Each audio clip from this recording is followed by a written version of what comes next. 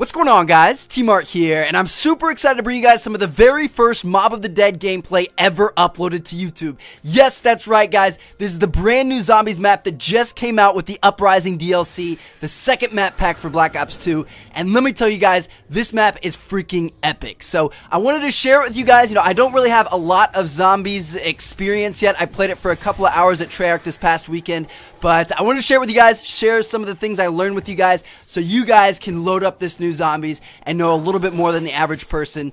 And if you ever figure out, new stuff or puzzles or, ways to solve things, come back, leave it down in the comments, and we can all get better together. So I'll probably do some sort of like live commentary Zombies action later today, but for now, this is just kind of the introduction to Mob of the Dead. So first of all, when you first start into the game, one of the things you're going to notice is if you pull up the scoreboard, you're going to see there's a lot of items that you have to collect, as with all of the Zombies maps.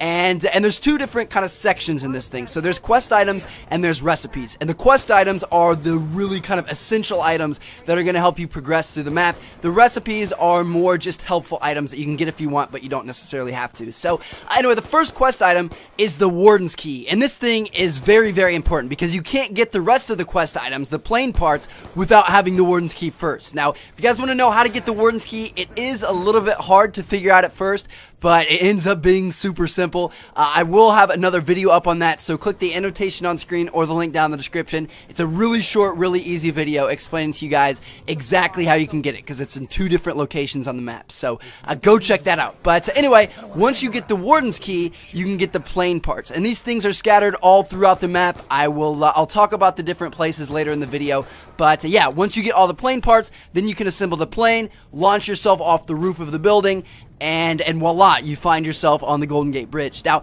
over on the other side of these items, for the recipes, you can create a shield. So it's the zombie shield that kind of like shoots zombies backwards. We've seen that before with the car door and stuff previously.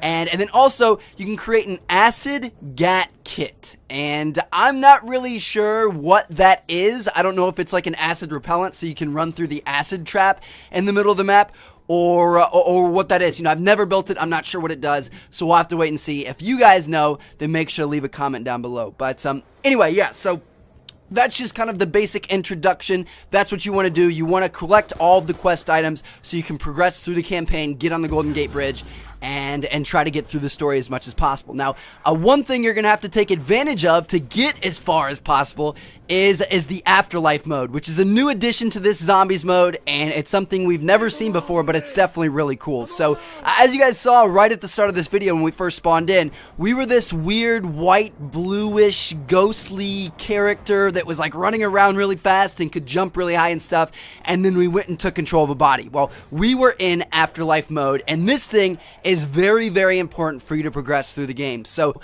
how this works is if you're playing solo, you get 3 Afterlife modes per round, or if you're playing with a team, everybody gets 1 per round. And to get into it, you just have to die. You can let a zombie kill you, you can commit suicide with a nade, or you can go up to these little red boxes that are all around the map, and if you hold X or square, it'll automatically kill you and send you into that Afterlife mode. And yeah, so that's how you get into it. Now, how does it benefit you? Well, first of all, it gives you kind of a second chance. It's like you have a second or third or fourth chance to live on every single round, which is pretty crazy.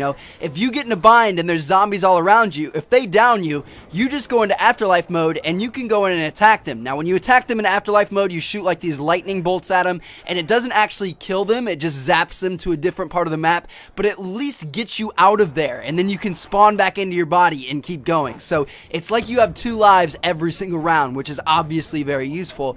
And then also, furthermore, you have to use Afterlife mode to complete puzzles. So there's all kinds of things all over the map. Look at this symbol right on the right side of my screen on that door. If you see that symbol somewhere, it means you have to be in Afterlife mode to go through that door, and then there's going to be something important that you have to do on the other side of that. So again, obviously that's very important. You have to use the Afterlife mode to progress through the story, get the plain parts, etc., etc., and that's pretty cool. Now, one thing you have to keep in mind is that you have to revive yourself or have a teammate revive you before the Afterlife runs out. So you can see we're in Afterlife mode right here. Look on the very bottom of the screen. That's a little timer, and when it runs out, if you aren't back in your body, you die. So there's just, either you have to get back to your body and revive yourself, or one of your teammates can revive yourself for you. And just make sure you do that, otherwise you're going to end up dying, which really stinks. Now, another feature or use for Afterlife mode is to do the power. So in Mob of the Dead, there is no like one-size-fits-all power button that you turn on and then everything's on for good.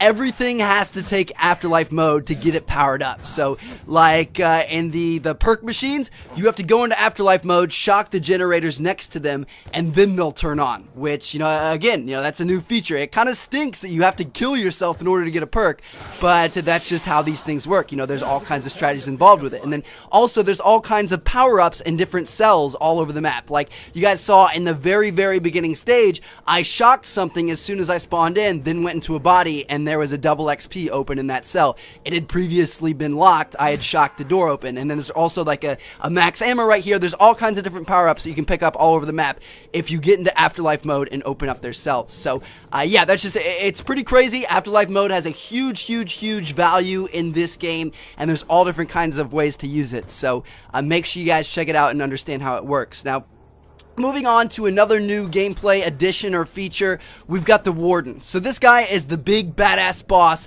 that chases you around and shuts down perk machines and just is overall very annoying, but he's honestly not that hard to kill. I was scared he was going to be really hard to kill, but it's honestly not that bad. He is super easy to kite, and as you're going to see right here, it just takes a few shots with an LMG and he goes down and he gives us a bomb. So he can be pretty annoying, and it does suck when he shuts down your perk machines, but other than that, he's really not that big of a problem. He doesn't run that fast.